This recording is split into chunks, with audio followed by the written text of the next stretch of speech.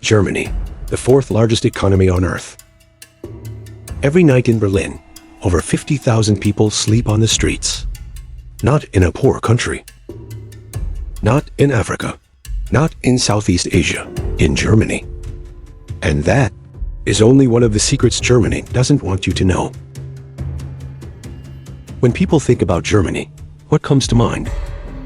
BMW, Siemens, clean, streets, discipline, world-class social welfare. A country where if you work hard enough, you will live well. Free healthcare, no tuition fees, generous unemployment benefits. That is the postcard Germany sends to the rest of the world. But that postcard is slowly being torn apart. Let me tell you about Mehmet, a 47-year-old man. Second-generation Turkish immigrant, born and raised in Duisburg, an industrial city in Western Germany. His father came to Germany in the 1970s as part of the Gastarbeiter wave, the guest workers, that Germany invited to help rebuild the country after the war.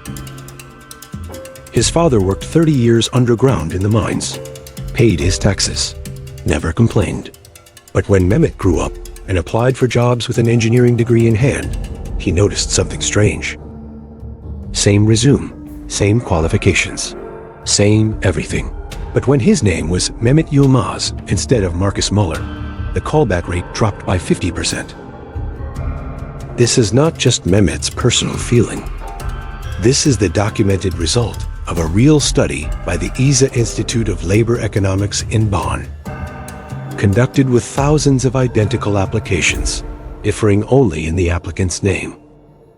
Discrimination in Germany doesn't come with signs that say, "No foreigners." It lives in emails that never get replied to, in cold handshakes at the reception desk, in apartments that are suddenly already rented the moment a landlord hears your accent over the phone. But discrimination is only one dark corner. Let's talk about mental health, something German society barely knows how to handle. Germany has one of the highest depression rates in all of Europe. Over 5.3 million people are currently living with clinical depression. But the treatment system? The average waiting time to see a licensed therapist in Germany is 6 to 9 months. In many major cities, that number stretches beyond a full year. 1 year. You are slowly drowning. And the system looks you in the eye and says, "Wait." This is why every year, more than 10,000 people in Germany die by suicide. Twice the number of people killed in road accidents. But nobody covers this the way they cover crashes. Because death in silence doesn't produce images worth putting on the front page. And then there is a layer of society that Germany almost never mentions in its evening news. They are called the Armutsgefährdet, those at risk of poverty. Sounds abstract. The numbers are not. Over 16% of Germany's population, nearly 13 million, people are living on the edge of poverty by European standards. These are elderly people receiving 800 euros a month in pension, while rent alone in Munich or Frankfurt costs 700. These are single mothers working double shifts who still can't afford a school uniform for their child. These are 25-year-olds with university degrees, bouncing between temporary contracts, no stable insurance, no clear future.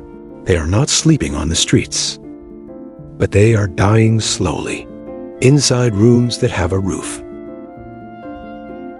There is a German term for this, Neue Armut, the new poor. Not poverty because you have nothing,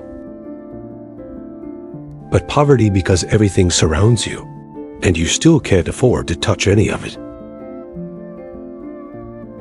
And this is where the story turns truly dark. January 2024, a man named Harald, 71 years old, a retired factory worker from Saxony, was found dead in his apartment in Leipzig. He had been gone for 3 weeks. Nobody knew. The neighbors didn't know. His children, living in another city, hadn't called. Social services had no one assigned to check on him. This is not an isolated story. German statistical agencies estimate that thousands of elderly people die alone every year. Their bodies sometimes undiscovered for weeks, even months. A country so disciplined and efficient that every single bolt in a factory gets inspected is letting tens of thousands of its elderly citizens disappear in complete silence. Now, the facts. Nothing I have told you is fabricated. In 2023, the Paritätische Wohlfahrtsverband, one of Germany's largest social welfare organizations, published its annual report confirming poverty in Germany has reached its highest level since reunification in 1990. In 2022, the energy crisis and wave of inflation caused heating and electricity bills for many families to double, triple. The Tafel, Germany's non-profit food banks, reported a 50% increase in people lining up for food in just 1 year. And what shocked everyone most, many of those standing in line were native Germans. People with steady jobs. People with university degrees.